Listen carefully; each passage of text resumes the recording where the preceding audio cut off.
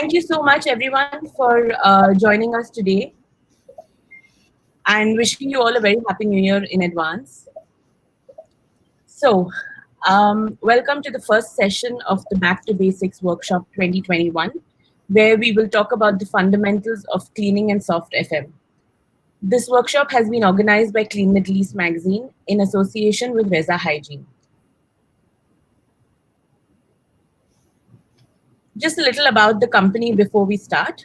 Reza Hygiene is a one-stop provider of hygiene and cleaning solutions for all industries, especially the food chain, from farm to fork, healthcare, and commerce.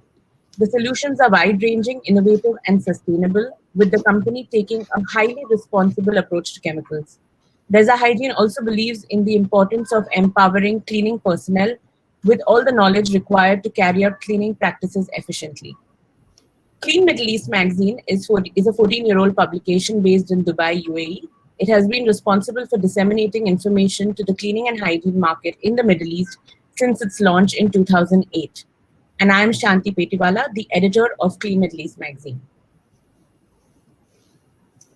Before we begin, here are some of the rules of the workshop. The workshop comprises 4 sessions spread over 2 months. Each session will be for 2 hours each. The sessions have been spaced out fortnightly to give you enough breathing space in your daily work hours. Those attendees who participate in all 4 sessions will be given a certificate for the same. Today is the first session of the workshop, as you all know, and these 2 hours will also include question and answer sessions. On the right, where you are chatting right now, you will see a panel and a tab for questions. You can ask your questions in the question tab only, and I will take these up during the Q&A session after each chapter is complete. Take this opportunity to learn and absorb and refresh your memory on various aspects of cleaning and FM services. And now, let me introduce you to our presenter for the Back to Basics workshop. Tommy Taylor is the director at T. Taylor Solutions in the UK. He's an accredited ISSA, CIMS, and ISSA CIE facilitator.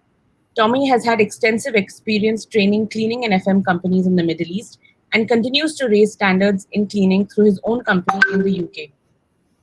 Tommy has been part of the Clean Middle East family since the last couple of years, and it is our honor to have him conduct this workshop and impart his knowledge and experience to you all across the 4 sessions. So without further ado, I hand over the presentation to Tommy. All the best, everybody. Thank you, Shanti. Thanks, Tom. Good afternoon, good morning, good evening, wherever you are in the world. My name is Tommy Taylor. As Shanti said, I'm going to be your trainer for today. I don't know, I've looked at the list of attendees and I'm not sure how many people I actually know or who know me. I've been to Saudi a couple of times to do some work about 6-7 years ago. Not been back since. Yeah, as Shanti said, my sort of background is predominantly cleaning of facilities within the clean industry. I've been in the clean industry for over 40 years. And of the last 15 years, I've been a trainer facilitator in the cleaning field. So I'm hoping that some, if not all, of the information I give you is useful. Try and absorb, as much as you can. And what you need to do is, where possible, question me where you need to. However, the one thing I must say to you, not being too disrespectful, is that if I'm unable to answer your question here and now, then what you need to do, leave the question with me and I'll try and have the answer ready for you, or we'll email it to you, or whatever means possible. So I hope that you can all understand me. As you could probably tell, I've got quite a broad British accent. I'm British by birth, so I'm hoping that you can all understand me. I try to talk in a manner that I don't talk down to people, and I try not to talk too quickly, and I try not to talk too slowly to patronize people. So if there's something that I've said in terms of a particular word, sentence that you don't understand, then please, come back to me and ask me, and I'll try and make some corrections. So let's go to the next slide. So as Shanti said, the course is scheduled to last approximately 2 hours per session. So let's try and make the best of the 2 hours that we've got with each other. And what I will do is I will indicate when there's going to be a break, and we've agreed with Shanti that we'll have a break after about the first hour. We'll take about a 10-minute break, comfort break, and then we'll come back and then we'll continue with the session. What I would like you to do, and the one thing I wouldn't want you to do, because there's quite a lot of you online, is I wouldn't want you to remain silent, please. I don't mind if you've got a question to ask during the session. Please ask questions, because I think that it adds to your learning. Not only does it add to your learning, it means that, you know, there's other people probably wanting the same question or same answers that you have, but just haven't got the guts to be able to ask. So, you know, step forward, ask questions, challenge. It's not a problem, but, you know, just please don't sit in silence. As I said, I'll be more than happy to take questions during the course, and again, I'll take questions at the end of the course where necessary and possible. So the next page I want to go on to is a disclaimer. Now it sounds, it might sound a bit odd what I'm about to say, but just want you just to bear with me. So the course has been designed in mind for people that work within the cleaning industry and facilities industry. I pitched it at a sort of middle management level, so hopefully that you'll get the best out of it. I can't guarantee that everything that I tell you you don't already know, because some of you may know it already and some of you may not be familiar. However, what I'd like you to take into consideration is just the 2 bullet points on this slide. And then once you've read the 2 bullet points on this slide, could you please just indicate in the chat that you agree or disagree? So just put yes or no, and that'll be fine. Okay, so it says every attempt has been made to make it generic with a broad outline to match the Middle Eastern market. The course cannot guarantee success, but will provide you with information that you will find useful in the workplace. So at this point, could you please just in the chat room just say agree or disagree, or say yes or no, please?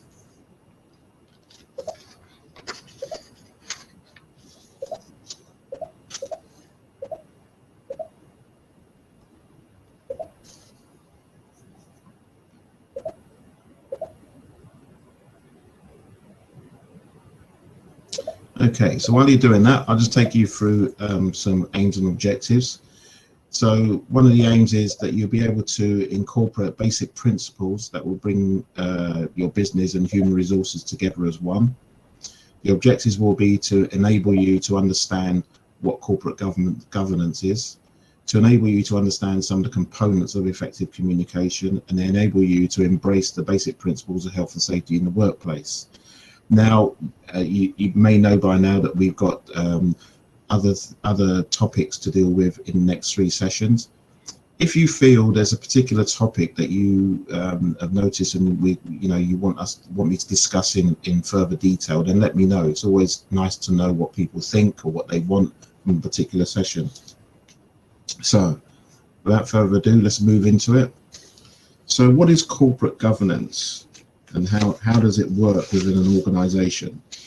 So corporate governance really is what we call a set of rules. It's a set of rules and a structure that a company has in place as a, oh sorry, the slides are jumping.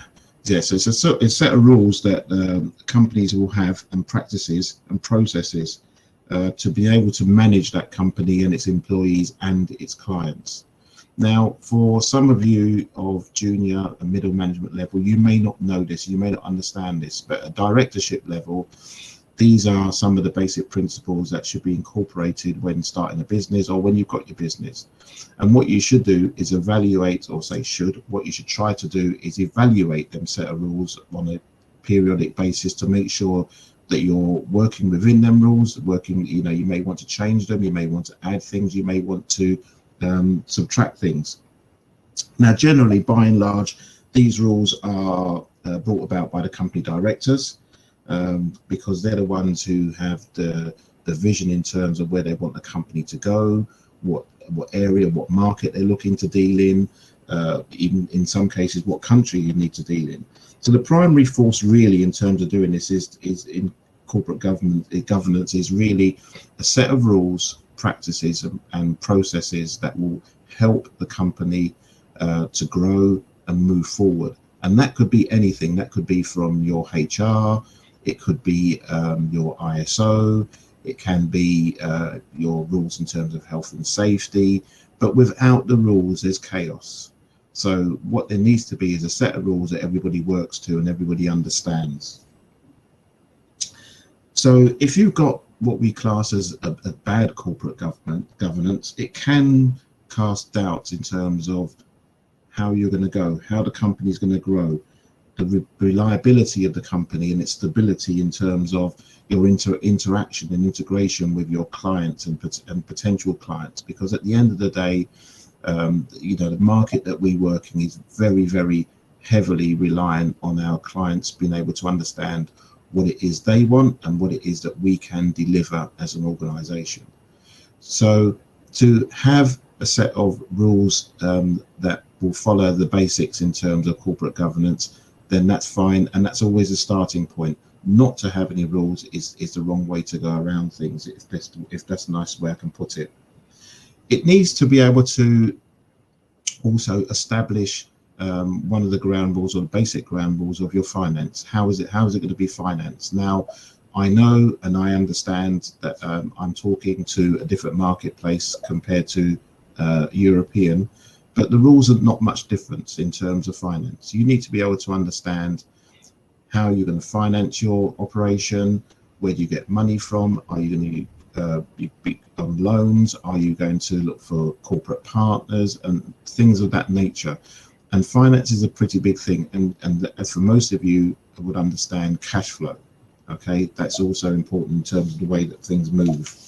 So what about the company structure? Oops.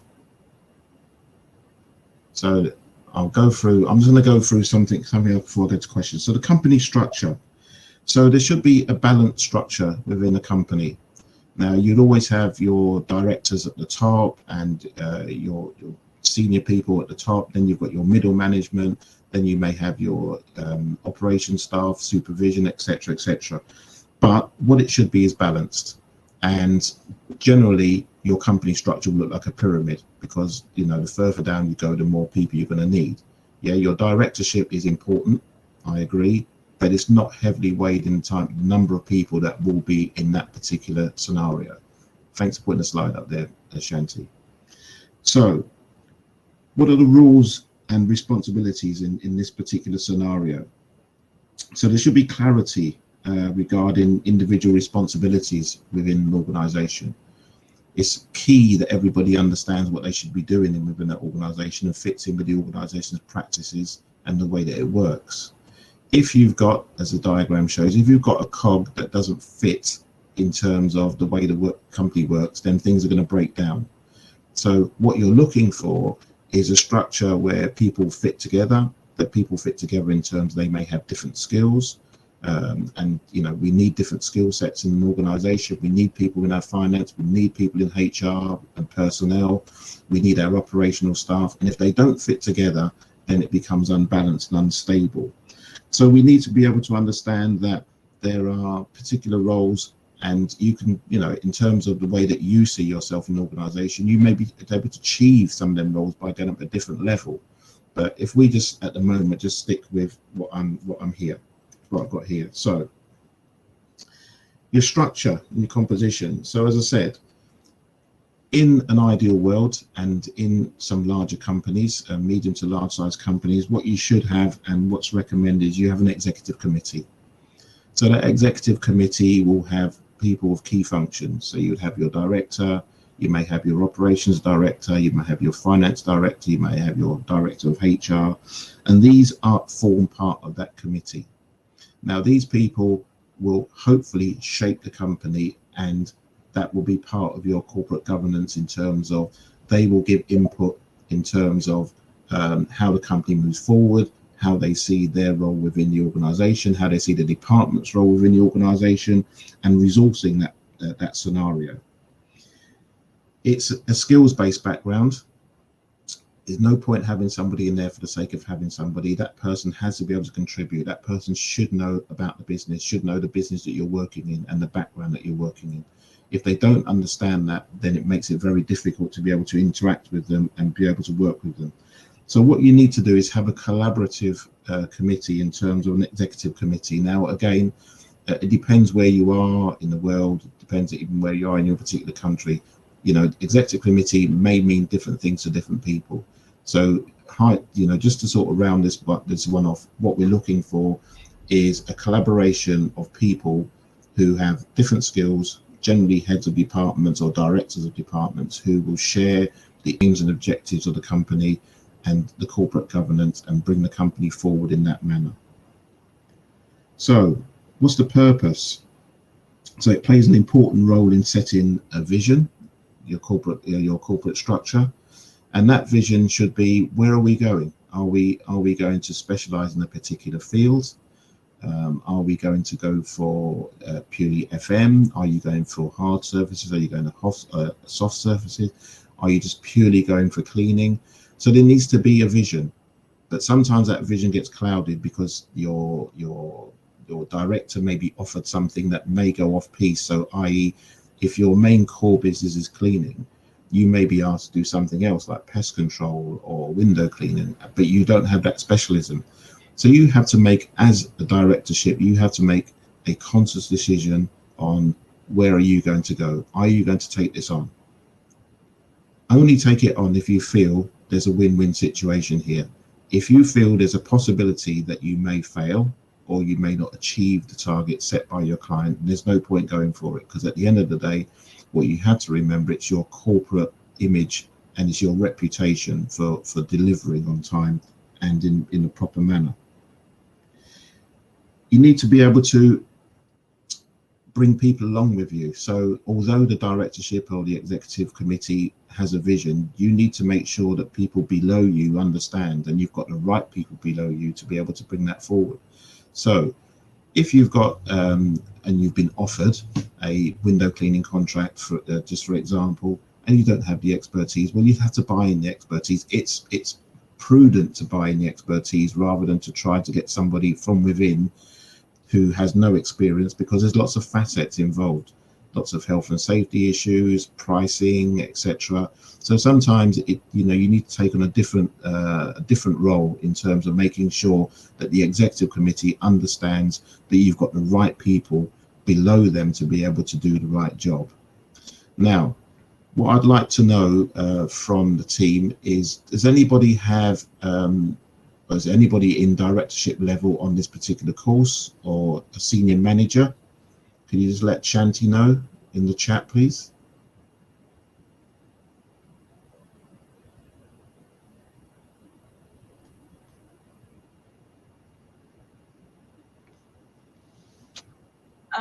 If any one of you is from is at a director level, please do let us know in the chat. Michael Williamson is a senior manager. Yeah. We're getting a couple of other people replying to us. Okay, so what's the chap's name? Michael, did you say? Yes, Michael Williamson.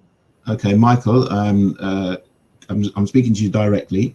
Could you give me your understanding, or could you tell me if you understood what corporate governance meant within your company structure, please? Tommy, would you like me to get him on stage? Yes, please. Yeah. Yeah. Michael, I'm getting you on stage so we can see you and you can have a direct conversation with Tommy. If you can just accept the invitation. Where do I accept it, Shanti? No, Michael. Oh, Michael, sorry. Yeah. He's getting ready.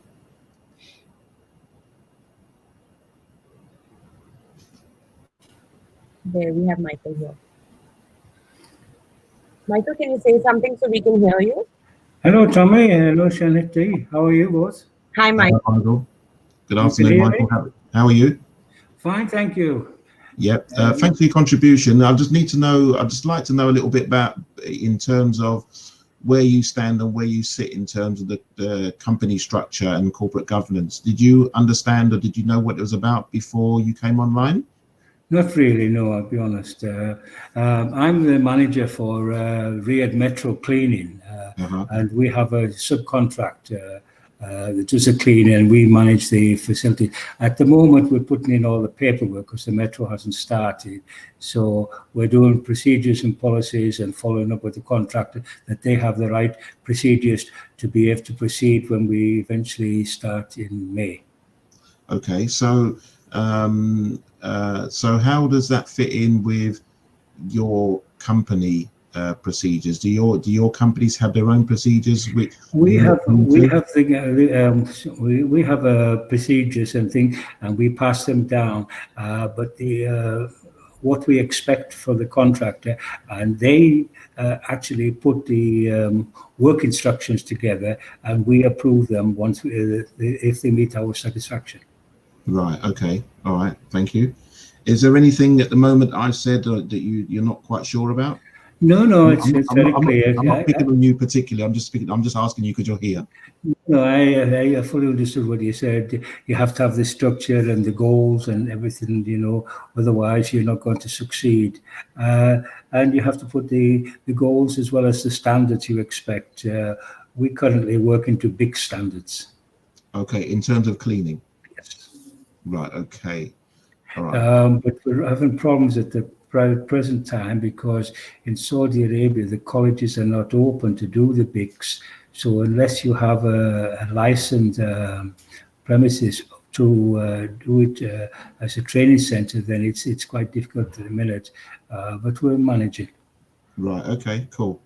I think that what you had to do, I would say what you had to do, I'm just giving you a bit of advice, just a little bit off the scale here. I think that, as you know, like everybody else, we're in completely different times now. So we have to sort of change our approach to things, and clearly you're not going to have access to the type of training and assessment that you require in terms of BICS. So, it's not a bad idea really just to start in-house and just do something in-house. It doesn't always, training is important, but it doesn't always have to be certificated. What you should do in by and large is demonstrate that you're actually doing some.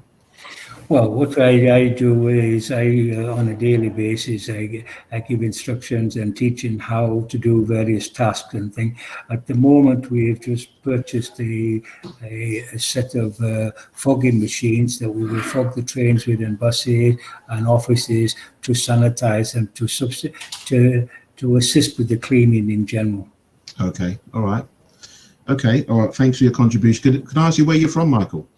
I'm from Northern England originally, but I'm currently in Saudi Arabia, as you can see.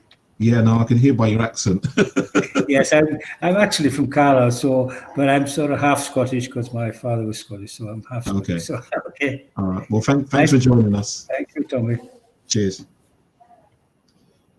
Do we have anybody out there who wants to contribute? Who's can give me examples in terms of their company structure and corporate governance? So we do have Andrea Yoko, who's head of soft services. She's not at directorial level, but she's the head of soft services. Okay. We have Rabi Gupta, who's a senior consultant, FM soft service to the government of KSA. We also have someone as a quality assurance manager. Whoever you want me to get on board. Let's take Andrea first, and I'll try and be professional. Sure. Andrea, I'm going to get you on. I'm going to try and get you on stage. Give me a second, please.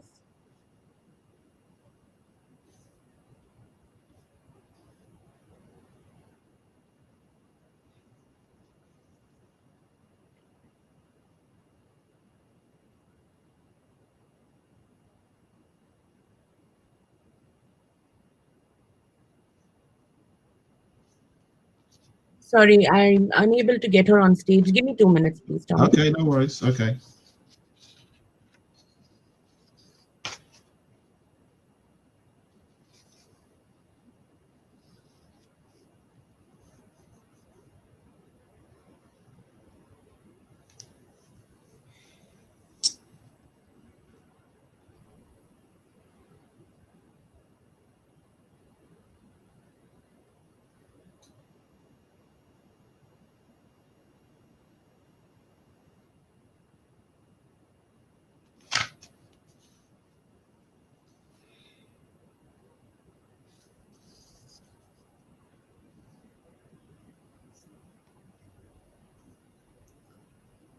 Sorry, folks, for the silence. We'll just wait to connect.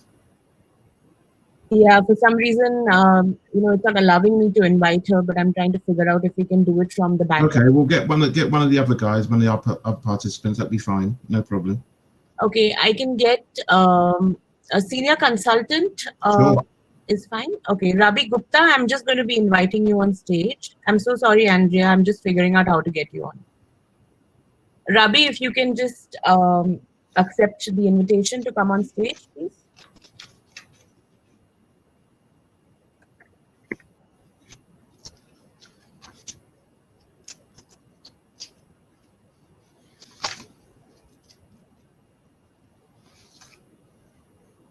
Yeah, Rabi's here.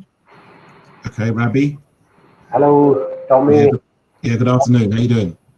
Yeah, good afternoon, old friends. Tommy, if you remember Alain Atisalat. I thought I recognized the name.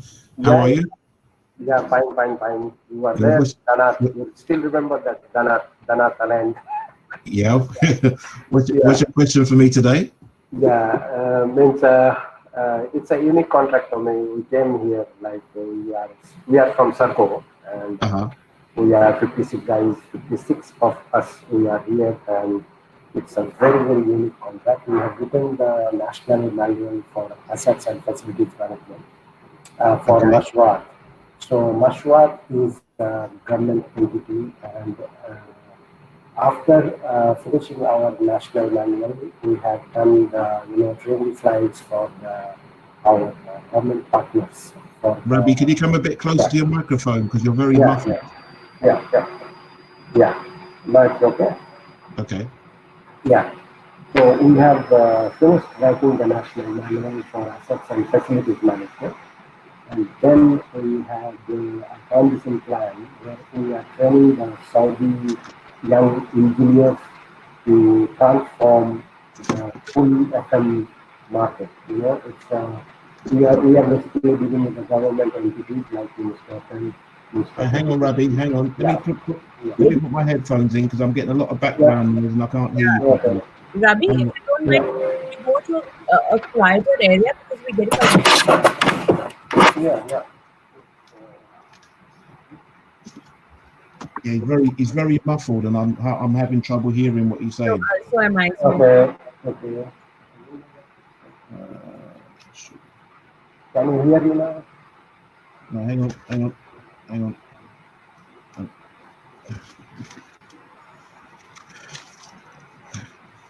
Okay. Yeah. Okay now, can you? A bit better. Talk up. Yeah.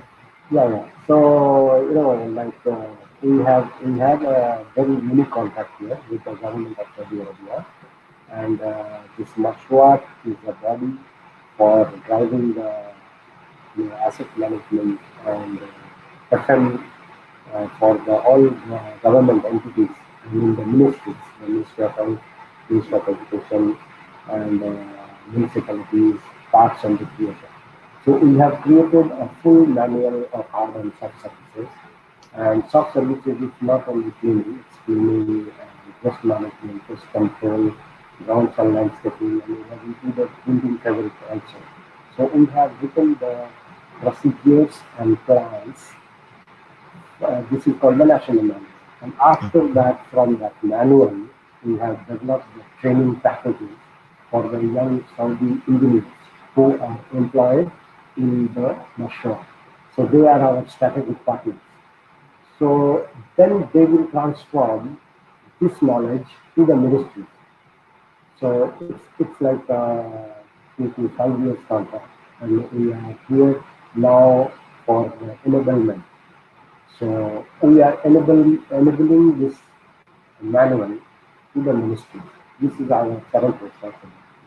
Okay, so what I'm looking for, Rabi, as I said, your line is very bad. I'm finding it difficult to hear what you're saying. So what I might have to do, I might have to come back to you. But in terms of, as I said, what are you looking for? Do you have a corporate governance structure within your organization? I am already from Sarko. We are from Sarko, Middle East. Oh, from Serco. Okay, yeah. So Sarko is having this contract with the government of Saudi. Okay. Yeah. Okay. So we have the total remote circuit. Okay. Well, tell you what, Rabbi, look, let's pick up with this after when your line's better. Yeah, man. Okay, Or okay. maybe you can just contact me on WhatsApp and we can Yeah, yeah, chat. yeah, yeah, yeah, yeah, yeah, yeah. Okay. No worries. I'm sorry All for right. that. Well, thanks for your contribution. Talk to you later. Thank you. Thank Okay. you, Abhi. All right. I'll pick up from here. Sure. I'll pick up from here, Shanti. Sure, Dominic. Okay. So I apologize for Rabbi's bad line. So anyway, let's go back. So I'm going back a little bit now. So we're looking at in terms of the corporate government, and the company structure. We're looking at controlling risk and risk management.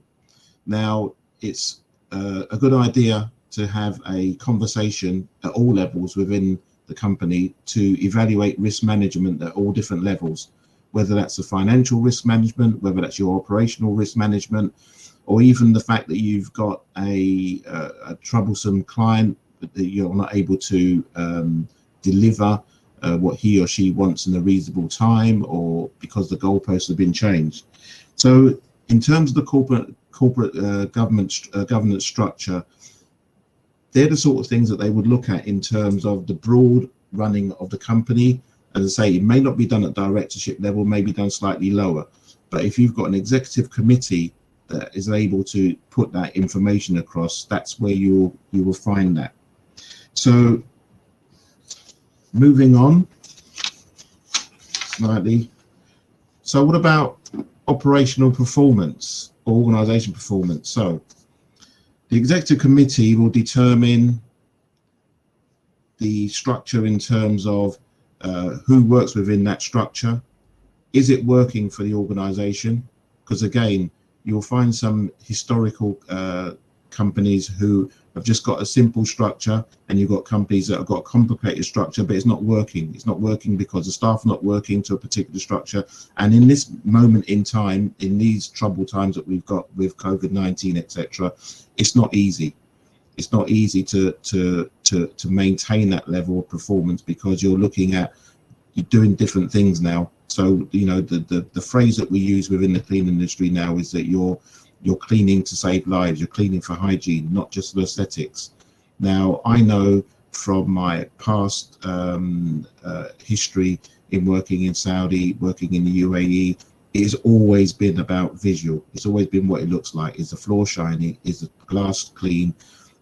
Is the tabletop clean, etc. But now we're cleaning for a different purpose.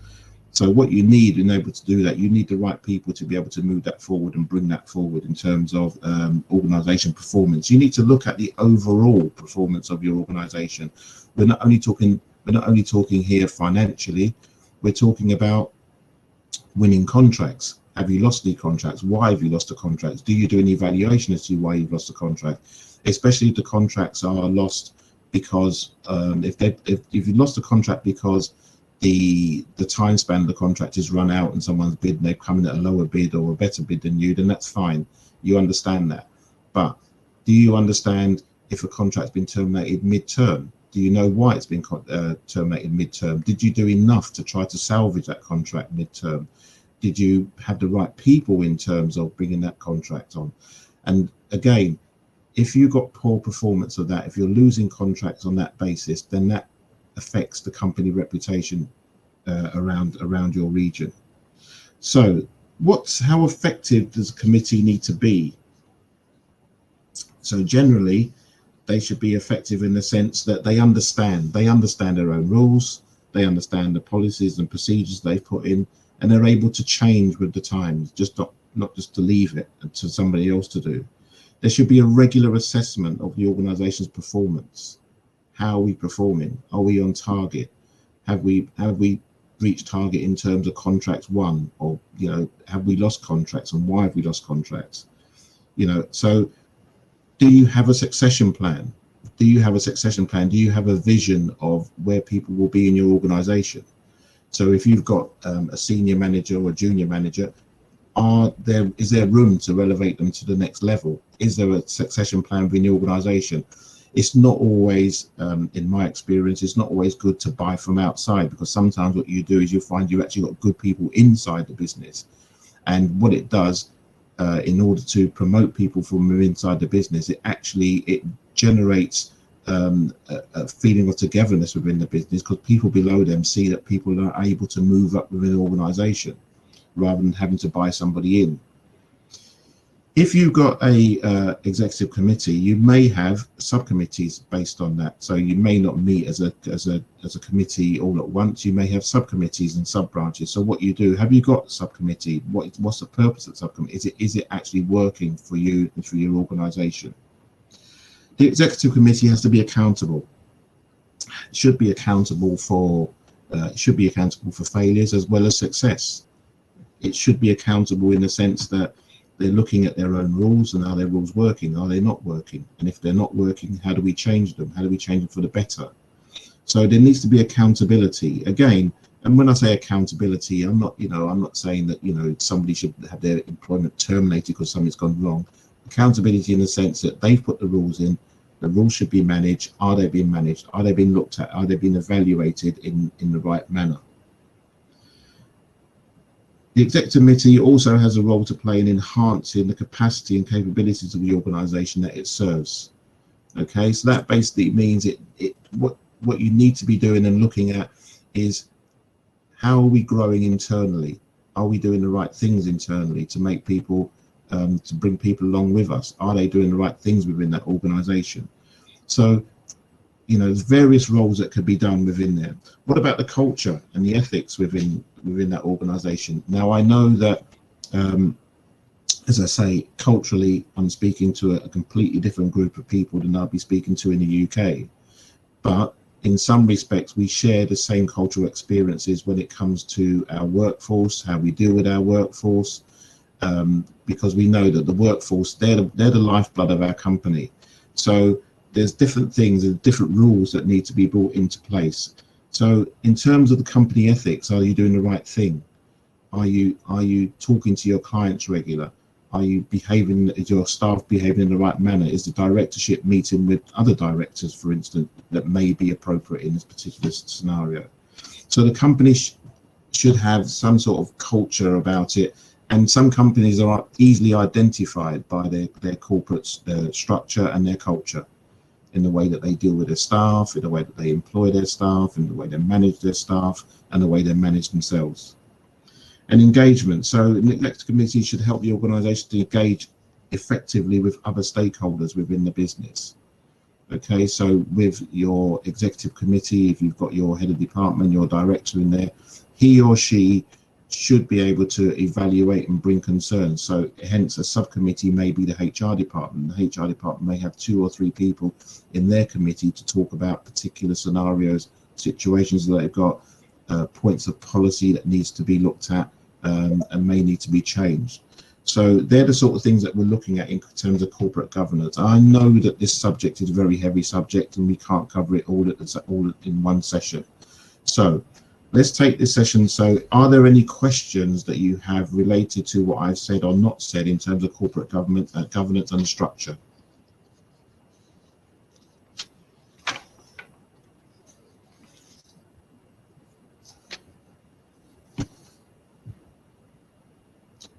Shanti, do we have anybody?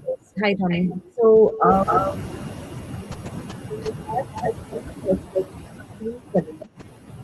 who says, how effective is using resources from a cleaning company and employing for the personnel a supervisor as a facility management company?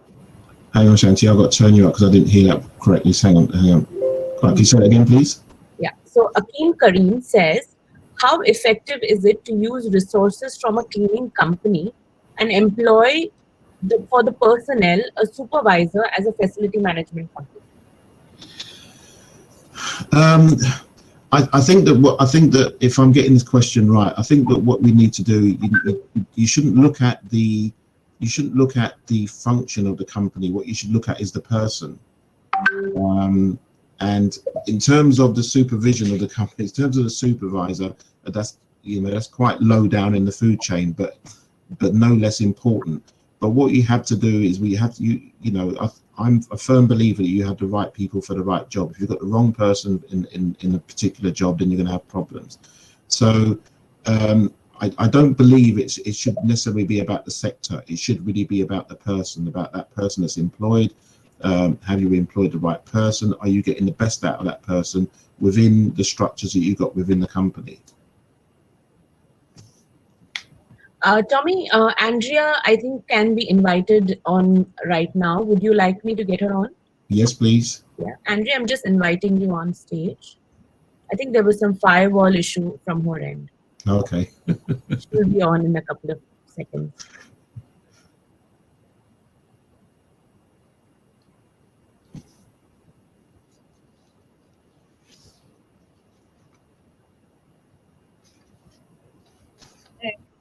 Hi. Good afternoon. Oh my goodness, put me on video as well.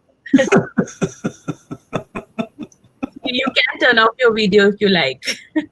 A bit too late now. Yeah. Yeah. I was on a different sort of system, so I did make a change. How are you? I'm okay. I'm fine. Thank you very much.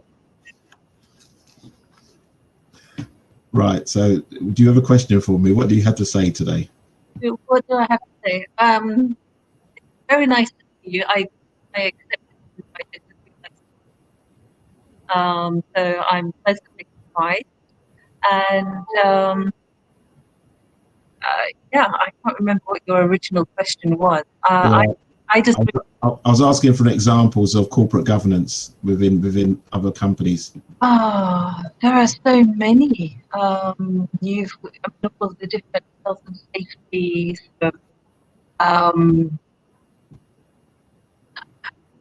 You're looking at the I'm sorry, Andrea, is social responsibility. audio clear, Tommy? Can you hear me? It's slightly clear. It's coming and going a bit. Okay. Sustainability, looking at sort of your green policy. There are so many. So, so one of the things I wanted to understand is that in terms of the corporate structure or the executive committee or equivalent, how are them rules sort of brought into place and how are they disseminated down the organisation? All of those policies and procedures are sort of shared out. They are then what's the term that people like to use? Percolated, sort of down, sort of to all the various sort of department heads and sort of managers and sort of their staff that report to them. It's done in that sort of. Okay, so just one last question in terms of that. So in terms of your role within the organisation, do you have much input in terms of what happens above you as the directorship or the executive directorship? No, I'm sort of a voice of reasoning and sort of informing of possible consequences of what may happen and why it is. So you're basically risk management. Yeah, it's risk management and more of a yeah, it's more of a subject matter expert. I think it's been perhaps historically you look at cleaning and it's not had its full importance that it was due. I think now that if I were to say I want this because it tends to happen. And that is that since last year, since COVID? Since COVID, yeah, you're looking at, why you need a particular piece of equipment, why sort of numbers need to be introduced, and stressing that we're not cleaning for appearances anymore. We're cleaning for health. I'm pushing sort of those little raw points. Right. Okay. Do you have anything to ask me? Not on this forum. Thank you. Thanks for your contribution. Okay. Thanks, Andrea. Thank you. See you later. Tommy, if you could summarize this for our audience, please, because Sure. Sure. So let's go back a touch. So what we were looking at corporate governance and the way that the structures that are recommended, I shouldn't say should, that are recommended, that are in place in order that a company can function effectively. We're looking to ensure that the company has a balanced structure in terms of its personnel, in terms of its requirements. You're looking at there is a structure that you can work towards, and there's shared goals that everybody understands and they can work towards within an organization. Where possible, you should have an executive committee. That executive committee should comprise of some of the heads of departments or directors who have their feet on the ground, who understand what's going on, who are able to talk to the executive directors about what's required, what's going right, and what's going wrong. And there should be a regular forum for people to meet, whether it be once a quarter, once a year, it doesn't really matter, providing that it's done.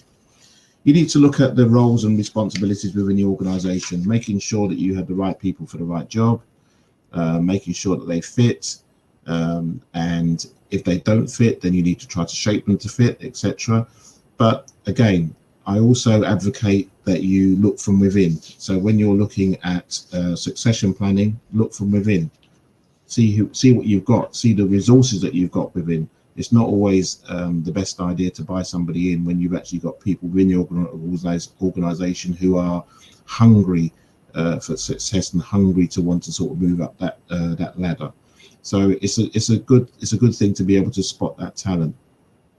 In terms of, and if I touch on the point that Andrea made, one of the points that Andrea made in terms of where she is, you can describe part of her role as being risk management.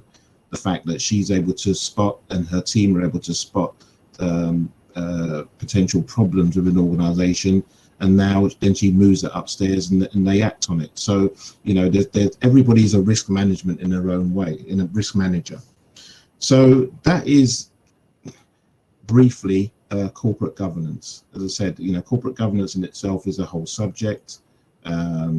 It's not the most enlightening subject for people, but however, what you have to understand, what I'm trying to get you to understand, is how corporate governance fits in and how it affects you within your day-to-day work and how you see things.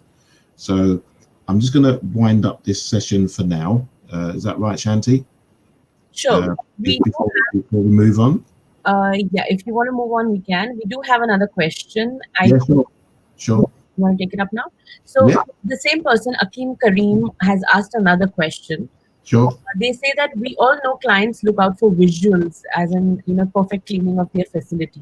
So what do you think that as an FM company we should improve upon? Should we increase manpower and proper supervision? How do we give them the best visual? I think that one of the things just speaking from the top of my head, one of the things I would look at first, you need to evaluate the situation before you run head on. The thing is that you have to ask yourself, why are we not achieving at the moment? So is it because the person or people that are doing the job don't understand the job, they're not being trained properly, they don't have the right equipment? To throw more bodies at something isn't always the right thing. What you have to do is do a proper evaluation. You need to find out why it's going wrong in the first place. If you don't understand why it's going wrong, then it's never going to be right, because all you're doing is adding more bodies to a situation that's not right. So in terms of doing that, and going back to what I said, in terms of what you described, that's a form of risk management. So what you're doing is you need to evaluate the risk. What's the risk of us, or what's the risk of you as an organization staying in the same position with the same people, producing the same low quality work? Well, the potential is that you might lose a contract. So what you should be looking at is, why has it gone wrong, and what do you need to actually sort of make it go right? And it's not always about throwing more money at people or putting more bodies in. It's not always about getting a different chemical, because really what you should be doing is you should have measured that. You should have measured that scenario to start with. Really, you should have been looking and seeing, well, does it work? Doesn't it work? Why are we using this? Why have we got 6 people doing a job that 3 people can do, or vice versa? Why have we got 3 people doing a job that 6 people can do, which will affect quality and productivity? So there's lots of different angles to be able to do this. But if you're not evaluating the risk yourself, if you're not actually seeing what the problems are, you can't just indiscriminately go out there and throw money at bodies and get more people in, because you may be getting more of the same rubbish, for want of a better phrase. Great. I think that's it with the questions. We don't have any more questions, Tommy. Okay, so given that it's 10 minutes to the hour here, so if we could take a short break for 10 minutes and then come back, and then we'll pick up from there. Sure. So we'll take a short break right now, everyone. You all can go have some tea, coffee, and we'll be back exactly in 10 minutes time. Yeah. Thank you. Thank you.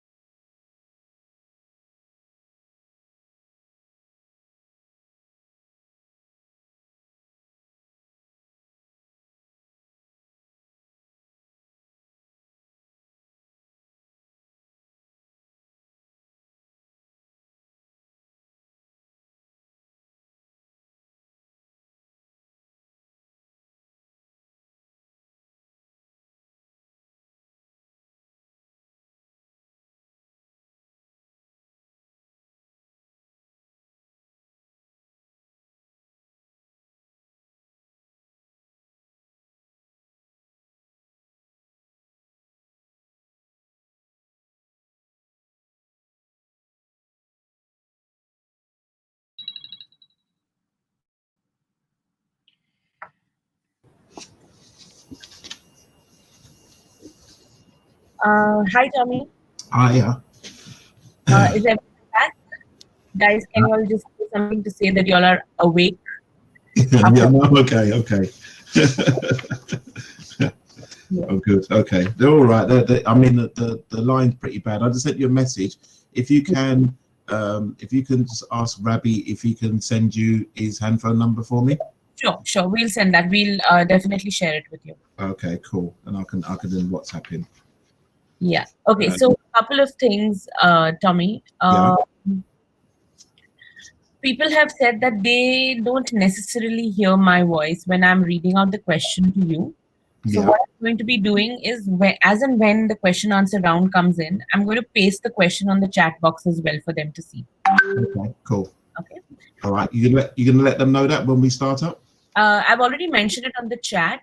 They can hear us, by the way. They can hear us talking. Oh, Right? okay. Okay. Yeah. I've already mentioned it on chat, but everybody, for you all, I'm going to paste the question on the chat box as well, so that you all can read it and then hear what Tommy has to say about it. And we have a question right now, but do you want to take that later, Tommy? Yeah. Let me take the questions. Here we go. Okay, so Rabi himself has put in a question, which just hold on a second. Let me just paste it into the chat box. Uh-huh. And then I will read it out as well to you. Okay, so he says that in my past years in UAE and Qatar, on several occasions, I've observed clients assigned as mechanical engineers or electrical engineers or hard FM persons who supervise the soft services delivery. Okay. Yeah. How can we tackle or improve on these practices from a service provider's perspective? What's your take on this? How can we change this industry practice or culture? Oh, it's very difficult. Right, let me tackle this. I think I'll tackle this backwards. It's going to be very hard to change a culture, because I think that the culture doesn't only exist in Saudi. The culture exists here, where we've got facilities people who have no cleaning experience whatsoever. And the problem that we have, and it's an image problem from where we are as an industry, is that everybody thinks they know how to clean. So therefore, it doesn't mean anything to somebody who's got a degree in engineering to look after a team of cleaners. So it's a cultural thing, in the sense that when I say cultural, it's a more of a cleaning thing, in the sense that we are not seen as, in some eyes, we're not seen as a profession. So because we're not seen as a profession, it's hard for us to get our message across, because we don't have a degree, we've not been to university, people just don't sometimes want to listen to us based on that. There's a lot of prejudice surrounding that.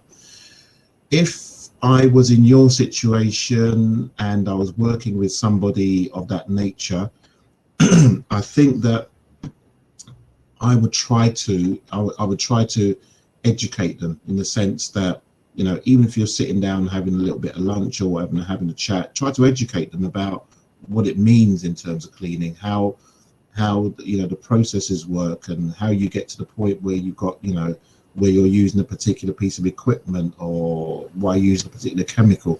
There's lots of things involved in it, but I think that it's not an easy thing to solve. I think that at the end of the day, cleaning is still seen as something that is very low. All right, in the last year, we become pretty important. But the catchphrase, and this sums up our industry, and the phrase that I used and I inherited from a colleague, was that, as a cleaner, we're only ever noticed when we're not there. Right? If we're not there and things don't get clean, everybody knows that the cleaner's not there. Everybody knows that, who's the cleaner. But when they're there on a day-to-day basis, they're not recognized. Do you understand? So it's not an easy situation that you're describing to me. At the end of the day, the client will make his or her decision as to who will run that particular sector. And if it happens to be, an engineer or somebody of that caliber, then, what I think what you would find some of the times is that they will let you get on with it, but I think it's about you engaging with them and trying to educate them, if that's the right phrase I can use. And I hope that's answered your question, Ravi. Yes. Okay. Yeah, he says thank you. I think we can continue, Tommy. Sure. No other questions? None as of now. Okay, cool. So, excuse me. So on this slide, we're looking more into, and probably this goes a bit into what Rabi's in question when he was asking about the questions now. You know, what impact does the wrong person have on the operation? Well, I touched on it earlier on, and one of the things that creates the problem is that if you have wrong people doing the wrong jobs, and again, I pick up on Rabi's example, if you have wrong people doing the wrong jobs, it can lead to problems, and it will lead to problems, especially in our field. In the field of cleaning and facilities, but cleaning especially, it's seen as something that's very easy. How many times have I heard the phrase, well, that's not how I do it at home? Well, the problem is you don't have 1,500 people walking through your toilet every day, stuff like that. So it's not the same. So in terms of looking at personnel, what you're looking at the right people to do the right job, whether they be an operational staff, whether they be a supervisor, a site manager, whether they be an area manager, all the way up to directorship. You've got to have the right people in the right positions, and you've got to have people that understand the business and the way the business works. Now, if you've gone through, as an organization, you've gone through the pain of putting in policies, procedures, a strategy of where you want to go, you know, what is the point if you've got the wrong people in that position? You need to find the right people to fit in the right position. So the impact that it will have on an organization, it will have a negative impact on the organization in the sense that your clients will look at you as being unprofessional. You know, your clients will look at your staff as being unprofessional because they are not the right people for the right job. There's no point putting somebody who's customer facing who cannot speak the language of the people, of their clients. So for example, you know, if you put me in a shopping mall in Saudi and everybody's speaking Arabic and somebody's asking me for directions while I'm mopping or sweeping the floor and I can't answer, well, that has a reflection on me, it has a reflection on the company because I'm the wrong person, I'm in the wrong place. However, if that person was able to communicate, if that person was able to do their job effectively, having been shown and trained what to do the job, that, you know, is a better scenario to find yourself in. So Rabi's questions he actually sort of brought this question to the fore, really, in the sense that you will find, and it's not only in your region, it happens here in the UK, happens in Europe, you will find that in certain situations you would have somebody from the hard services who is allegedly supposed to be managing the cleaning service, and it just doesn't work. And that is a typical example. Although you don't have any control over that person because they're not a member of your staff, that person has a negative effect on the operation because they don't understand. They just don't understand how things work. They don't understand the people. You know, they don't understand the specification. They don't understand the scope of work. There's lots of things they don't understand because they're more interested in mechanical and electrical engineering. They're more interested in the aircon. They're more interested in, you know, the culture, bacteria count in water, etc. So there's lots of different things. So having the wrong person in your operation is detrimental, and I'm not advocating that you get rid of somebody. All I'm saying is that what you need to do is look at what you need to get that person to a position where you're comfortable, where they turn out to be the right people. So how do you select the right people? Well, again, if you're talking about your management, you're looking for attitude. You're looking for their attitude to the job, their attitude to you, their attitude to the clients, their attitude to the staff. You're looking at their experience. Now, there's a lot of weight put behind somebody's educational experience in terms of, have they got cleaning qualifications? Do they have BICS? Do they have ISO? Whatever the case may be. That's not always the case because the best person for the job may not be the best qualified person for the job. They may be a good communicator. They may be a good operator in the sense that they understand how to use a particular piece of equipment. So that, you know, looking for the right people is about assessing that person. The problem that we sometimes have, and I've done it, the problem that we have sometimes is that when we employ people, we look for people that are an extension of us. And that's a wrong way to go about it, because in the true sense of the word, and this is not being arrogant on your behalf or my behalf, we're not going to find somebody as good as us. So when you're looking for the right person for that job and you're interviewing somebody, put away your personal feelings about, will they be like you? Will they go that, you know, will they go sort of that extra mile like you will? You might not find somebody to do that, or they'll probably say that in the interview, but once they get the job, it's a completely different story. What you should do, and what I've advocated doing, is look at the person, look at their CV. If they're the right person for the job, fine. There's always going to be an element of training in terms of getting someone to the level that you want them at. So the reason why I say that is because if I say I employ somebody, I would probably say that when I interview them, I've looked at their CV and I've interviewed that person is probably at 80% of me in terms of the way I do things, what I expect from them, their demeanor, how they carry out their job, etc. The other 20% you have to train. Okay, you can't leave the other 20% to sit to one side and think, oh, it'd be okay, they can't do that. You don't want that, because what you do, you're not bringing that person on, you're not bringing the company on. So I always would say, and I'd advocate, that when you interview somebody, interview in the mind that you're not going to find somebody who's 100%. Interview with the mind that you're probably going to find somebody who's maybe 80%. I think if you go less than 80%, I think you're heading for a little bit of trouble. So go for somebody who's about 80%, who is going to need a bit of training anyway. So, you know, so you need to be able to do that. So what processes, what should you use employing, keeping people fresh? Well, you know, training is one of them. What you guys are doing on this forum is one of them. You're keeping yourself fresh.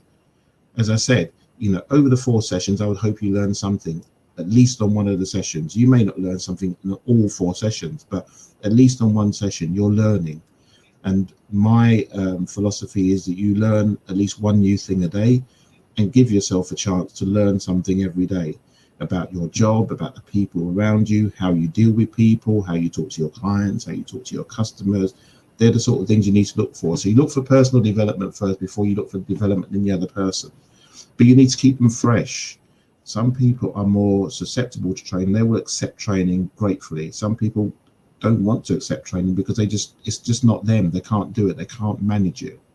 So you need to understand and do that. So what process do you put in? So somebody mentioned earlier on about BIX training. Well, BIX training is fine. And as for, you know, for those of you that know me, I've been a BIX trainer for over 30 years. Don't have a problem with it. However, what you need to be doing is expanding other people's horizon. It's not always about the skills. And the problem that we have in terms of training people with skills is that we don't watch them, we don't stand over them, we don't make sure that they do it in the environment that they were brought in to work in. If you're working in a training environment, it's completely different to actually working on the shop floor, i.e. if you're working in a retail or if you're working in a hospital. When you're training, it's an artificial situation. Put them out in the real world. How do they deal with customers walking around them? How do they deal with customers walking on their wet floor? How do they deal with a customer who drops a piece of paper right in front of them? How do they deal with that? So there should be processes put in place. There should be a training plan put in place for people to be able to bring them up and make sure you've got the right people for the right job, and just keep them generally fresh and refresher training and talk to them. So there's a lot that can be done. So I think that, I know, but in terms of when you employ people, you keep them fresh. You keep them fresh by giving them, don't keep doing the same thing every day, because people get stale. They do the same thing every day. They don't want to do that, especially in a situation that we find ourselves in. Sometimes, if it's possible, give them something new to do. Challenge them, see how they take on that particular challenge. Okay, and it doesn't have to be for reward in terms of financial reward. It just be for the benefit of learning something new. As I said, you guys are sitting here in this forum listening to me talk. Now, as I said, I hope that you will learn something new, but you've taken up the mantle to be able to say, I'm giving up 2 hours of my day to listen to this guy talk. That's not always a bad thing. So, you know, you need to, in that respect, as I said, keep people fresh, give them something new to do, watch over them, give them a bit of refresher training, and make sure that you've got the right people in the right position. So are there any questions? Did you say something about beta training, Tommy? No, I saw that. No, I didn't say anything about beta training. Okay, yeah. I'm not sure at what point this person has did not get. Can you? I'm sorry. Can you just explain? The person who's asked this question. Can you just explain what point you did not get on the chat or in questions, so we can answer it for you? Yeah. And if there are any other questions, anybody please feel free to ask them right now. We'll give half a minute, I guess. Okay, no problem. It says there's some people are prejudiced against washing powder available in the market. Would it be possible to provide them pure vegetarian mixed powder? I don't think that is very relevant, which is why I didn't pick it up. Although a lot of people have been, appreciating the way you explained, this slide. Right.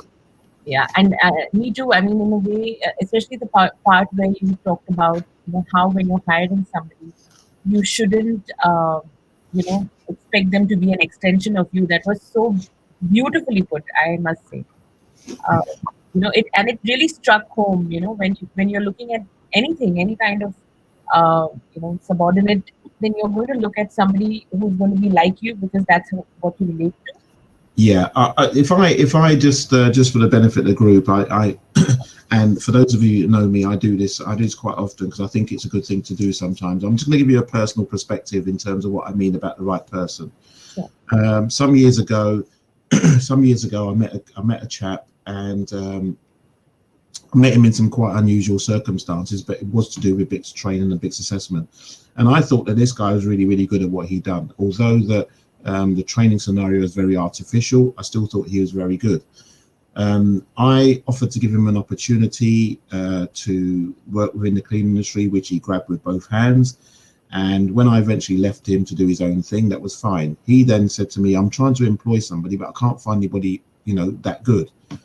And when I sat down and spoke to him, I said, the problem that you've got, and he was a very, very good worker, and I could never reach his level of commitment and work, to be perfectly frank. And I said to him, well, you're not going to find anybody like you. And he said, what do you mean? I said, you're not going to find somebody who works like you. So he sat back, and I explained to him, and I said to him, look, when you interview somebody, you need to look, if they've got some of the qualities that you've got, that's fine.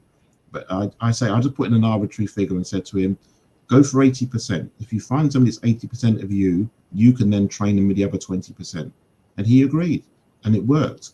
But if he was looking for someone 100%, he would never find anybody to this very day. And that's the rationale behind it. That's the example I'm giving. Very true, very true. Okay, so the person who asked this question about the beta training, I meant BICS training, if I'm not mistaken, because I don't think you've mentioned under any other kind of training. Right. Badunade, I hope I'm pronouncing your name right. I think it was BICS training, that is the British Institute of Cleaning Sciences. Yeah. That's the training Tommy's been talking about. Yeah. So he said he mentioned they're involved in some sort of training. Yeah. Okay. Right. Okay. Yes. So what I was saying, sir, is that in terms of training skills and that scenario, BICS was the accreditation that we use, and BICS is generally in the region is the one that's more familiar to everybody in terms of what we use in terms of skills training. Obviously, for soft skills like management training, HR, and stuff like that, you go to a different place for that. So hence that's why I mentioned that particular training. So probably where you got the word beta, where it's actually BICS, BICS. So thanks for your question. Any other questions? We have a question, but I don't think it is very relevant right now. Okay. Akil says, is it possible to have MSDS and COSH registered training related to Reza Hygiene chemicals. So I think Hamid is here from Reza Hygiene. Hamid, if you can hear me, maybe you can assist Mr. Mohammed. Okay. But yeah, it's not really relevant right now. Mr. Mohammed, I will come back to you to connect you with someone from Reza if you like. Okay. Thank you. Okay. Michael Williamson says, due to the COVID crisis and the fact that this will be ongoing, as once finished, there will be others. So there will be a need to increase skill factors in hygienic cleaning industry. So do you think we need a higher caliber of education for cleaning supervisors and above? Okay. I think that if we worked on that premise, Michael, if we worked on that premise, I don't think we'll go very far, because what we'd be doing is looking for degree students to do our cleaning, and that's not going to happen. I think that what we need to do within our industry is look for the right people, and sometimes the right people are not as well educated as us in terms of paper qualifications. Some of the best people I know in the UK don't have any paper qualifications, but are damn good cleaners, and they're damn good supervisors. So it's not always around the fact that they're going to be well educated. What they need to do, and what I think your question is alluding to, what they need to do is really understand what it is you're trying to tell them in terms of delivering that service, whether it be, and to be perfectly frank, COVID-19 has brought up some very, very poignant, what's the word I'm looking for? It's brought up, so it's actually shown where some of the holes are in our industry, in the fact that even in situations where hygiene should have been a contributing factor, it wasn't taken into consideration. So then that's brought, and that's not really about education in terms of the true sense of the word. It's about people understanding. It's about people understanding our industry, people understanding what should be done at certain times and in particular locations. So I think that although Michael's asking about vocational training, again, yes, vocational training has its place in the marketplace, but again, what you should be looking at, and what you will find within your scenario, is that most of the operational staff won't be able to reach that level, because if they've come from the subcontinent and their education is of a lower level than some of the people they're working with, it's going to create problems. So, as I said, there's not one size fits all. If it's vocational training, fine. If it's skills training, it's fine. If it's a toolbox talk, it's fine.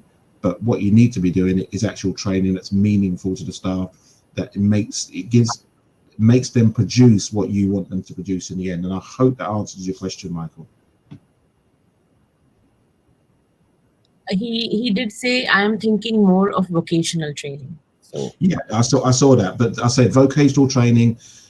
Vocational training, like any other training, has its place. But the problem with vocational training is that a lot of the low-level operation staff that we have, not only in Saudi, not only in UAE, also in the UK, are not able to achieve because they don't understand, and some of them are not able to read the materials which are related to vocational training.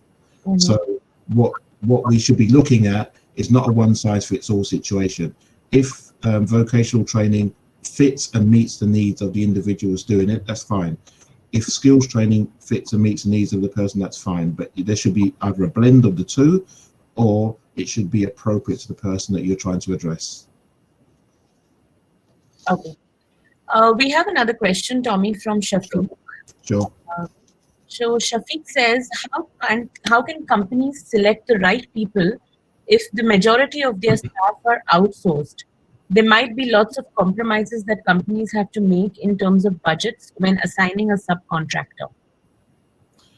Subcontractors different. If we're talking about subcontractors, a completely different scenario. If we're talking about in-house, yes, I know that the Saudi market and the UAE market rely heavily on imported labor, and that's very hard to manage in terms of their skill sets.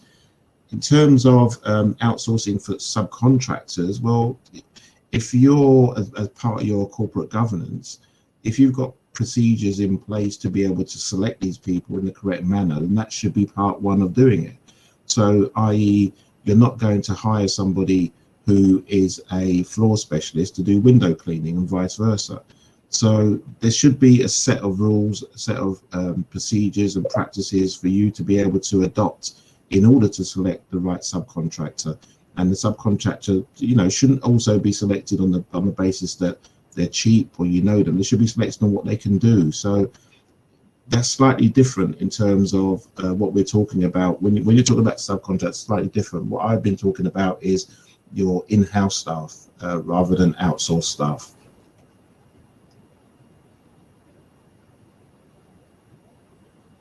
Okay. Okay. Yes. Now, okay, so Shafiq says, all right.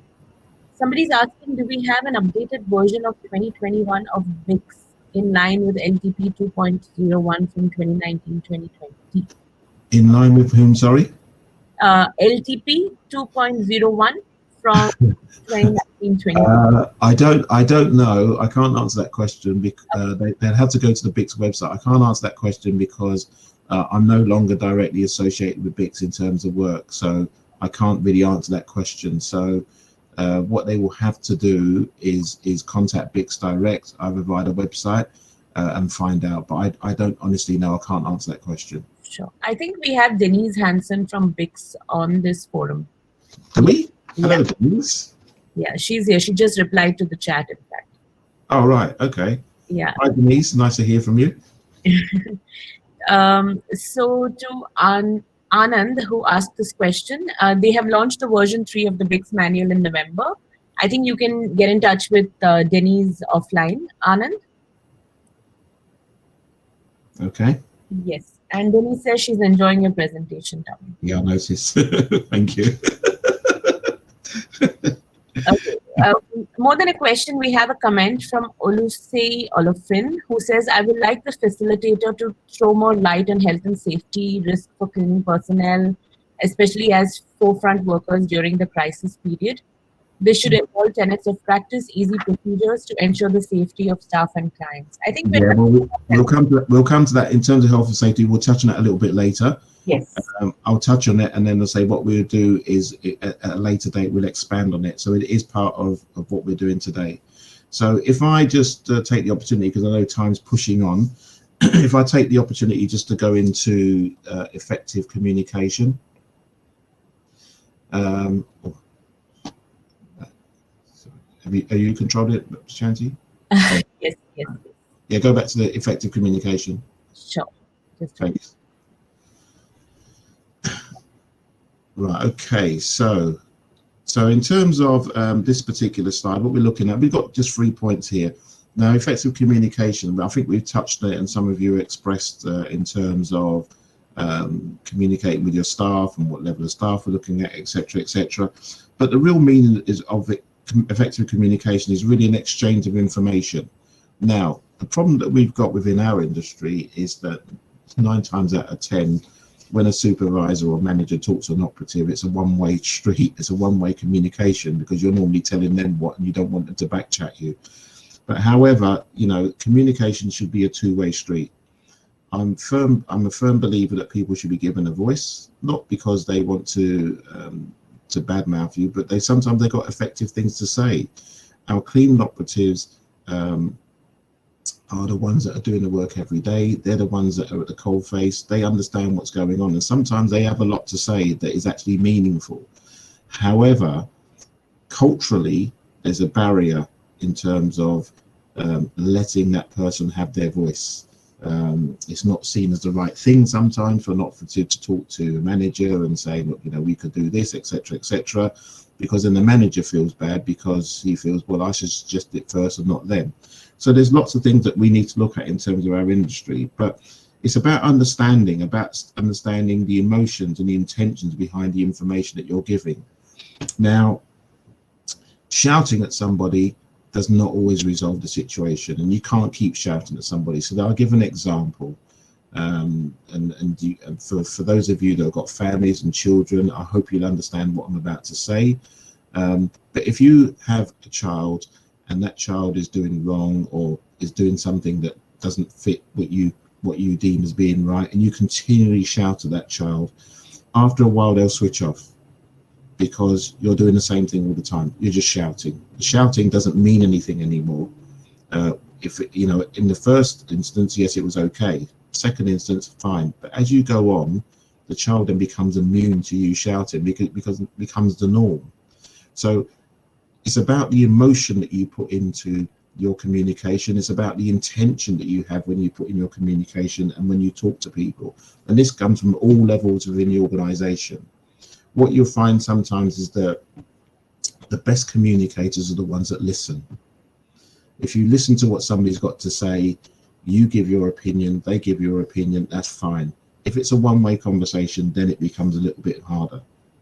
So as well as being able to understand, or being able to clearly convey your message, you need to also listen to what someone has to say for it to be meaningful.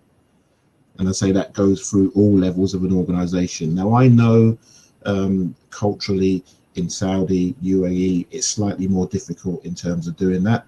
And in certain parts of the UK, it's also slightly difficult, but it's the way that you communicate and where you get that message across with people.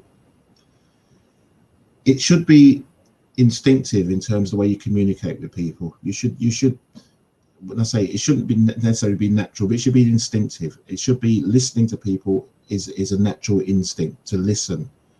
But if you continually talking to somebody and you're not getting anything back, well, that's not communicating, because there's no two way. It's only going one way all the time. Even if you're asking somebody to respond to you, then that's an effective, that's communication. So again, I'll give a personal example. When I was a kid, if my parents, generally my mother, if she wanted to tell me off and shout at me or whatever, and I wasn't looking at her, she would say to me, "Look at me when I talk to you." Now, to her, that made a difference, but it didn't mean I wasn't listening to the message. It just means I wasn't looking at her.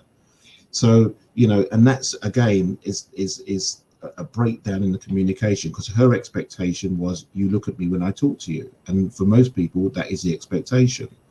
However, it doesn't mean that the person who's not looking at you is not listening. So, however, what I'm saying and what I'm trying to say in this particular scenario is that to be an effective communicator, it should be instinctive in terms of doing that. You should give yourself time to listen to what somebody has to say. Even if that person has done wrong, listen to what they have to say, just the same way as they listen to you when you've got something to say.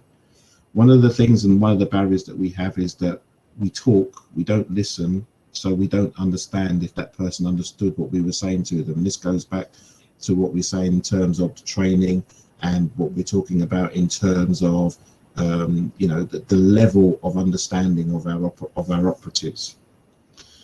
You know, we say one thing and then the other person hears something else completely different. Now, again, that may be based on the fact that you don't share the same language. It may be based on the fact that the way you was telling the person, or you was trying to explain something, but explain in a way that they didn't hear what you were saying. And that leads to misunderstanding. It also leads to frustration in terms of that person being able to deliver what you want. Now, there are, I could pick numerous situations where I've seen the operative being shouted at by their manager, being belittled by their manager in public, and there's been no solution to the question. So the sense is that if that person's done wrong, fine, they've done wrong. Then what you need to do in terms of communication, you need to communicate, how do we get it right? What do we do to get it right? Is it training? Is the person not listening? Does the person understand what we're saying to them in the first place to be able to deliver our message? But if it's a situation where you barge into a room, you say your piece, you walk out, well, you're never going to know if they got it right. They're going to get it right again, because, you know, because of your ineffective way of communicating. Communication should be two-way, even if it's an acknowledgement. So it causes problems, and for us generally, it causes problems in our workplace. And that's hence why, going back to what I said in terms of employing the right people in the right job, wrong people in the wrong job, etc. So for many of us, communicating more clearly and effectively requires, you know, learning some sort of skill that we do in terms of what we do as an industry. So going back to what I said earlier on, skills training is fine, not a problem. Okay, you get a lot of information across by showing somebody what to do, and that's all part of your communication skills. So one of the things that people say to me that when I used to train is, oh, you're so calm, even though someone's taken like 15 attempts to do something. Well, if it's taken them 15 attempts to do something when I'm calm, well, it's not going to make them any better if I shout at them. It's going to make it worse. So you have to find what is your level, what is the effective level to communicate with a particular person in a particular situation.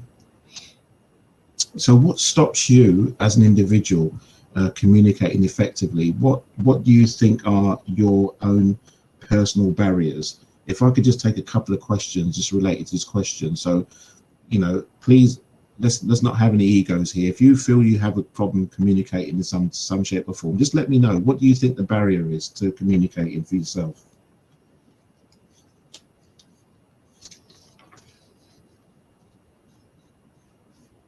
Anything from me, Shanti?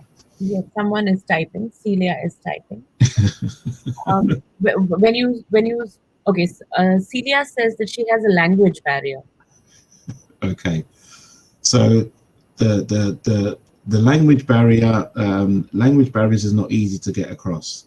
So the thing is, you don't always need to get your message across verbally. As I said, if somebody could be shown what to do, then that could be just as effective as you actually telling somebody what to do. If there is a cultural language barrier, i.e. you're from two different countries, etc., then the only way of getting your message across is either to get someone to interpret for you, or to get that person to actually do something so you can actually see how it works. Correct. Andrea says something very pertinent, which is we listen to respond and not to understand. Yeah, and that's true. Yeah. And I think that, as I said, I think that it's a cultural thing. It's very heavily evident in the UAE and around that region that people below a particular grade or below somebody in the pecking order is less likely to have a voice. They will just listen. But again, do they understand what they've been told? We don't know. You have to be able to measure that in some shape or form. Marinelle says that says disengaged team member.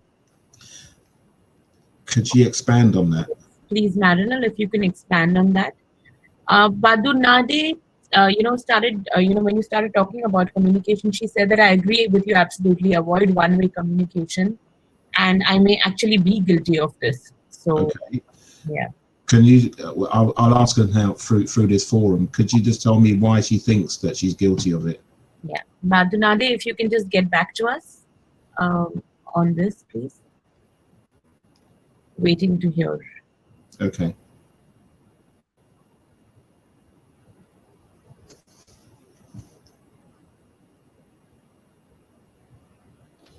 So if we go, while we're waiting for the responses to come in, if I just sort of touch on some other stuff, it's when you have stress plays an important part in terms of your emotional response or your emotional interaction with somebody when you communicate.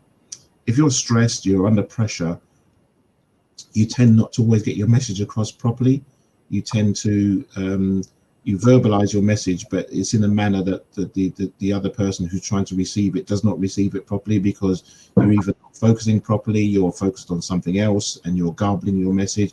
So there's a problem there in terms of your own personal stress levels, in terms of the time that you're giving to that person when you're talking to them. If you're not focused on the person you're talking to, it's also detrimental to the whole communication process. So while we're doing this session, and I had a session yesterday which lasted about 4 hours, I find it very hard, although I'm communicating with you and I'm talking with you, I find it very hard to talk to people but not be able to see them, and I find that quite difficult. However, in my own personal life, some years ago when I worked in Asia, in the particular part of Asia that I worked in, people didn't like you looking at them in the eye when you talk to them. And I lost the ability for some years to actually sit and look at somebody in the eye when I talk to them, based on the fact that it was knocked out of me for quite a few years. So there's different ways in terms of, you know, you need to make sure that when you're talking to somebody that you're not multitasking, that you're focused on what you want to say, and you're focused on their response to what you want to say. And it's politeness, to be perfectly frank, regardless of what grade you are, whether you're a managing director of a company or whether you're an operative. It's manners to give that person your time. It doesn't take, you know, if you've got a message to get across, it will take you 2 minutes to get a message across, 30 seconds for someone to respond, it's done. But if you find that you're talking to somebody and you're doing something else at the same time, then the whole thing becomes disjointed. The person loses interest because they know you're not focused on them. So, you know, if you're going to, and that's what we call non-verbal communication, because what's happening is non-verbally, you're turning your back on them, you're turning to the side, you're answering the phone, you're talking to somebody else, and they're just sitting there in front of you waiting to say what you need to say. So where you can, where possible, try to make sure that you are focused on that person that you're talking to, get your message across once you spoke to that person, get your response on that person to find out if they've been listening, etc. Then you can move on from there. You know, negative body language has a detrimental effect on people, and to be honest with you, just body language in general. So, you know, if I'm 6 foot tall, if I stand over somebody who's about 5 foot, 4'5", whatever the case may be, they get intimidated by my size. But I'm not aggressive at all. But because of my body, because of the way I am, sometimes people get threatened by that. You know, so you have to be careful in terms of what you look at in terms of your body language. So going back and pulling it all together. So effective communication is really about engaging the listener, making sure you engage that person. If you're talking to somebody, that no matter how low they are in the organization and that what you're talking to them about, engage with them. If you shout at them, then it becomes less effective and the message gets messed up. Always try to get clarification to make sure that they understood what you were saying. Get them to repeat. It's not a hard thing. You know, do like you do with your children. If you say to somebody, I want you to do so-and-so, you say, well, what did I say? And they say, oh, you told me to do this, Daddy. Well, fine. They've repeated what you said. Whether they do it or not, it's a different story. But they've repeated it. They've listened to what you had to say. Try not to engage in non-verbal communication in terms of turning your back, turning your side to somebody, not looking at somebody.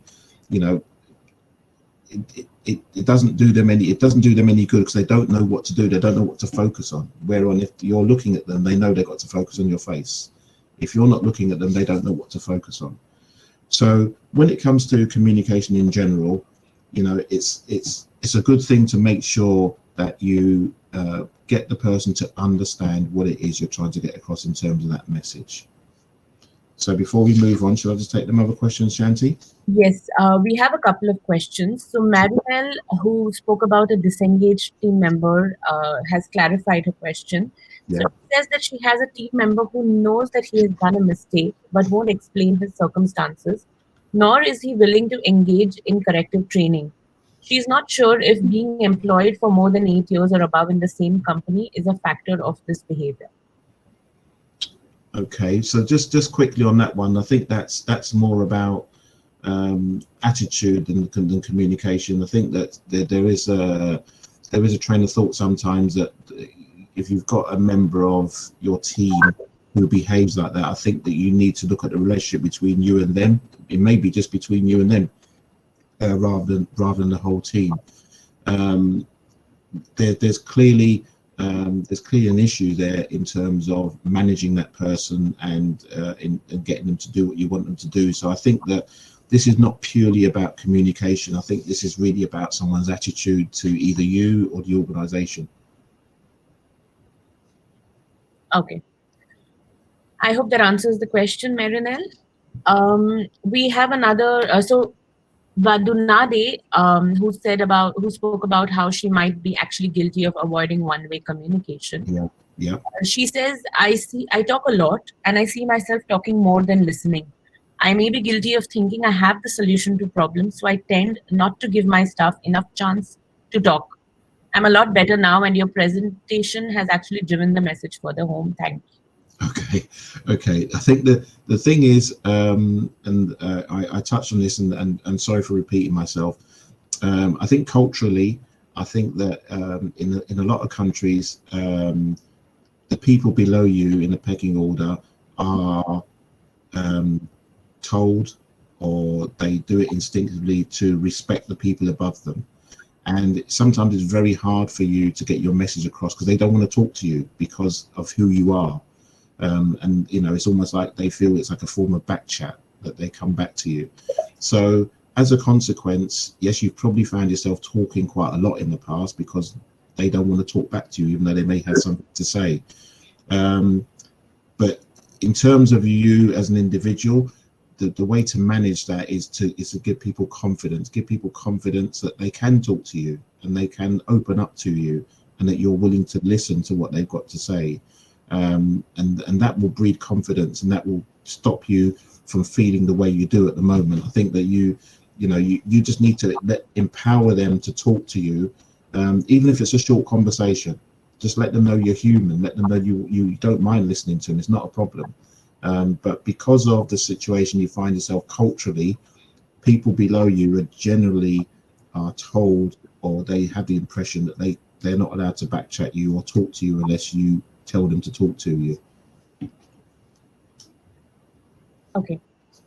I hope that answers any query you may have had, Badunade.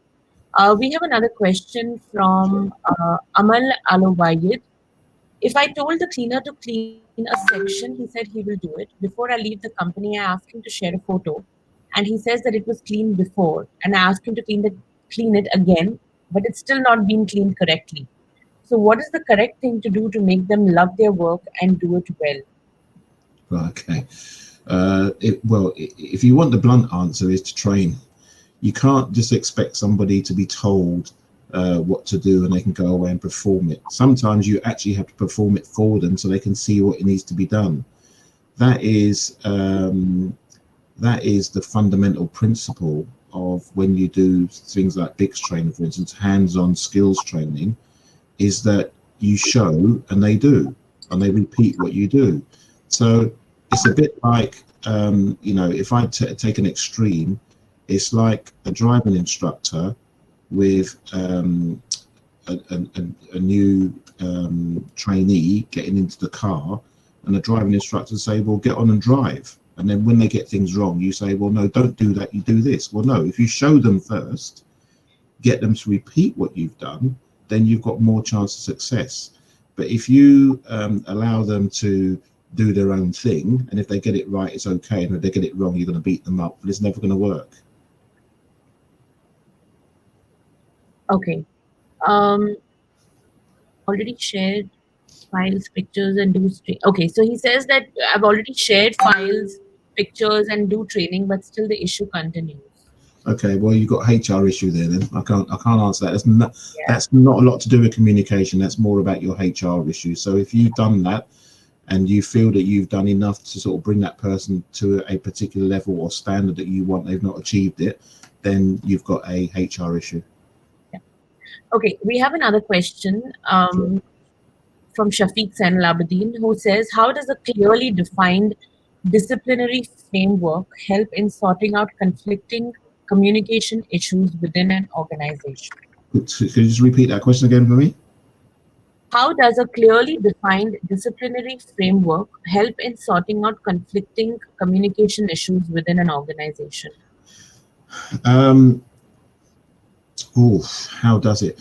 Well, the idea really, and so we're going slightly off piece, but I'll try and answer the question. A disciplinary procedure or procedures of that nature are going back to where we first started. Really, it's part of the company ethos. So what you've got is a structure, and you've got somewhere, and you've got a means to be able to measure how you move something forward. So if you've got somebody like's been described prior to your question, if you've got somebody that's not performing correctly, what you do, you retrain them. Okay, you discuss, you find out what the problem is, and you retrain. If it's something to do with the equipment, you change the equipment. It's something to do, if it's something to do with them, then you just need to retrain and watch and see.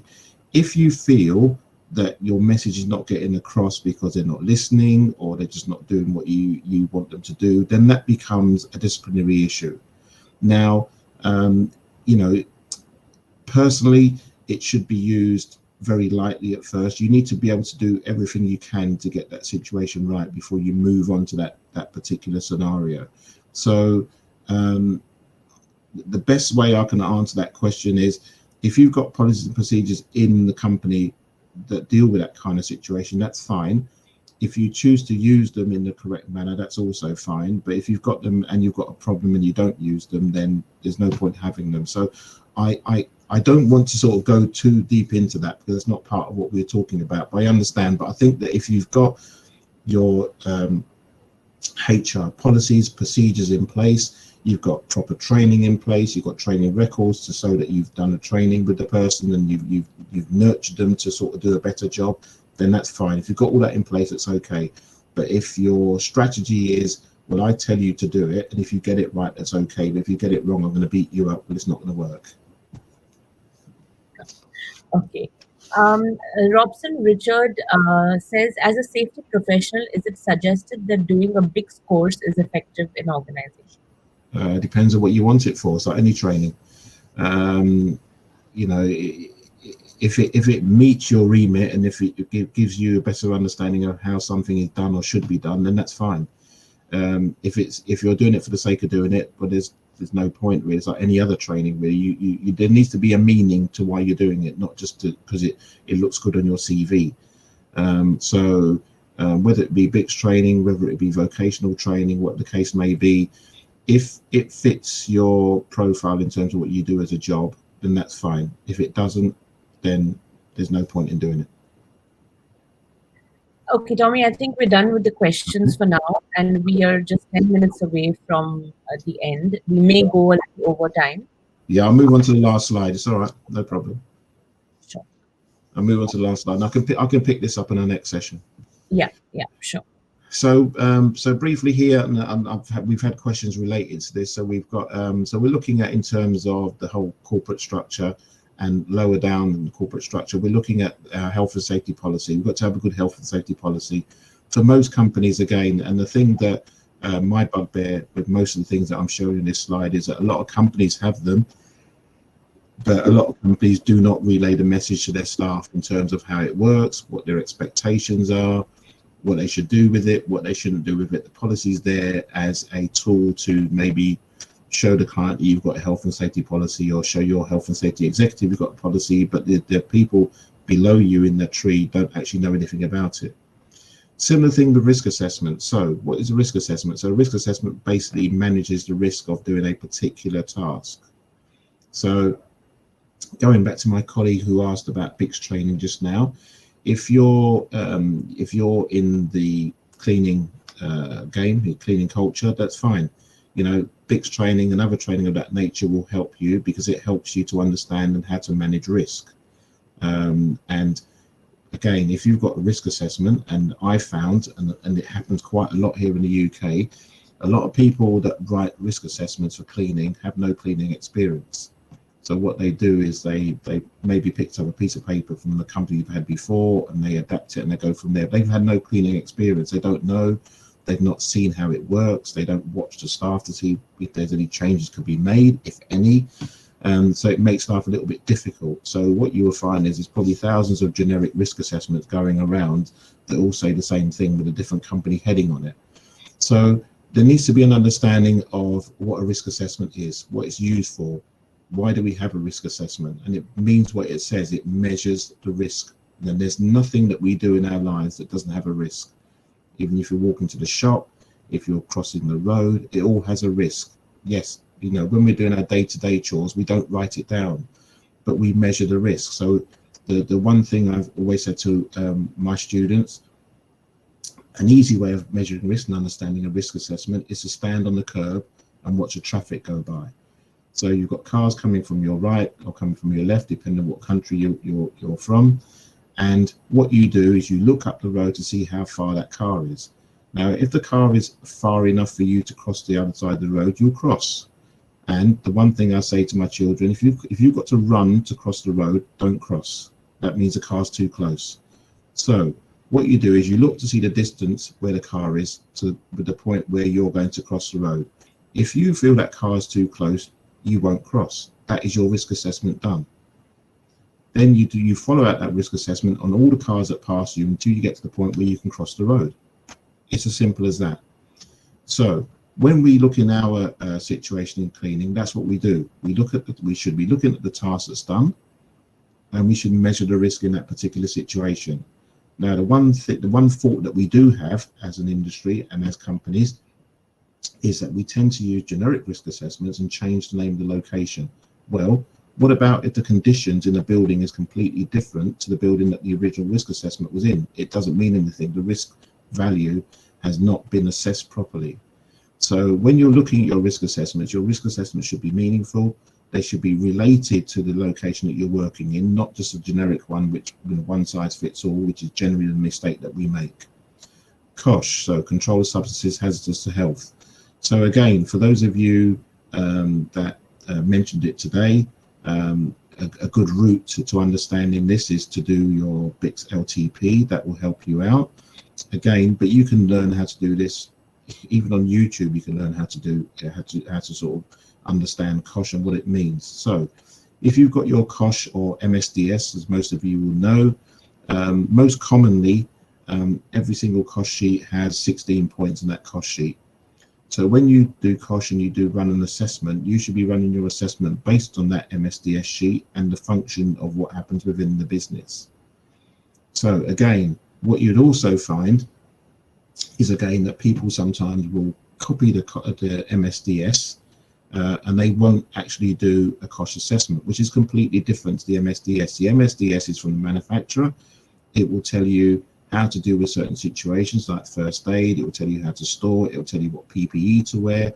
But again, the PPE in terms of the section in the PPE, which section 8, I think it is, it can be completely different to your company culture and your company practices. So what you've got nowadays, especially with some new chemicals, there's lots of chemicals out there that say you don't have to wear PPE. That's fine. But as an organization, you're saying to your staff, we want you to wear PPE. So that's where you get into the COSH assessment. Now, I would challenge any of you in this forum, if you've got your COSH assessments, how many of you can honestly put your hand up and say that you've gone through your COSH with your operational staff and you've told them where to find the COSH data sheet, what it means, how do you use it? Because remember, it's got its purpose. If somebody inadvertently drinks a particular chemical, you will find the details on the MSDS how to deal with it. But if you don't tell somebody how it works or where to find them, they're not going to know how to deal with it.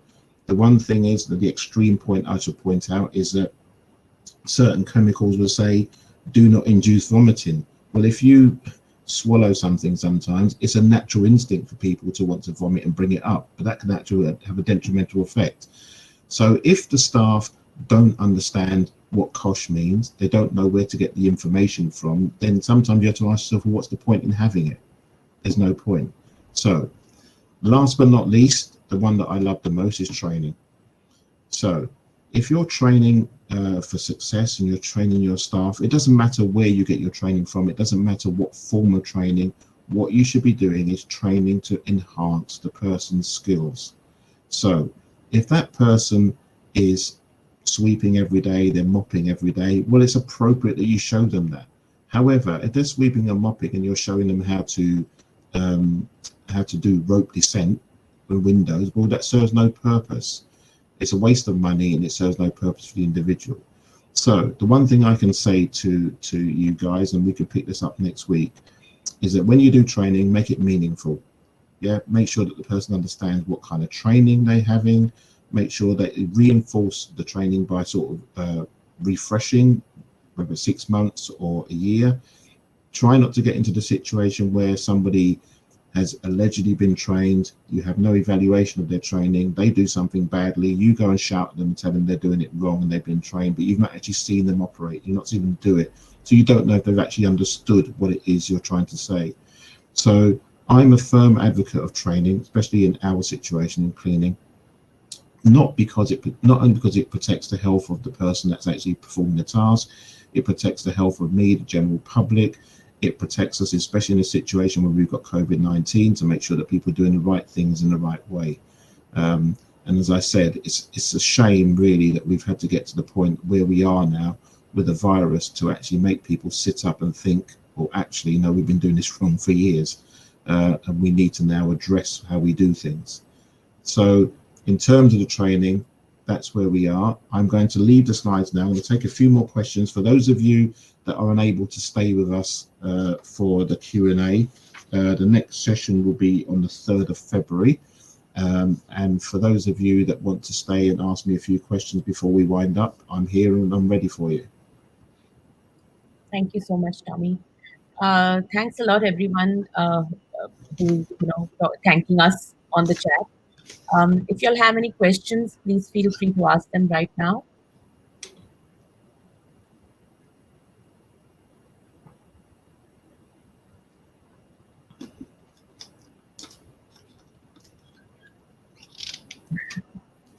If they've got also, Shanti, if they've also got questions, I know this is not necessarily my forum directly, but they can also contact me on LinkedIn and ask me a question on there. Sure. If you all have any questions, you'll are free to ask Tommy on LinkedIn. No worries. Yeah, I don't see anyone asking any questions. Shafiq says that on many occasions, he finds that course trainings end up as just to get the operative to understand the expanded words of an abbreviation. Right, okay. Yeah, I think that when we, excuse me, when we train as an organization, generally the two main things that I normally look for to start with is the first aid measures, so what you do in a situation of first aid, and what PPE to wear. They're the first two things that I always look for. But it's impossible, and I don't, I can't interpret some of the information that's on the MSDS sheet in terms of the scientific names, etc. But what you should do and try to do is, if you're doing a COSH assessment, is to pick out as much information as possible. Don't make it complicated, but make it relevant to your operation. So as I said, if the COSH data sheet or the MSDS sheet says you don't have to wear PPE, you don't have to wear gloves, etc., but it's part of your company culture to wear gloves, then that's fine. But just make sure you get the right gloves and make sure you document it and make sure you train it in before you start. Thank you, everyone. I think, Tommy, no one has any questions right now. Guys, if you all have any questions on today's session, you all can feel free to ask Tommy directly on LinkedIn, or you all can note it down and ask him the question in the next sessions. I'll just take that last one. The difference between an MSDS and SDS is no different. It's just that in today's world, most people use SDS, which is safety data sheet, rather than a method safety data sheet.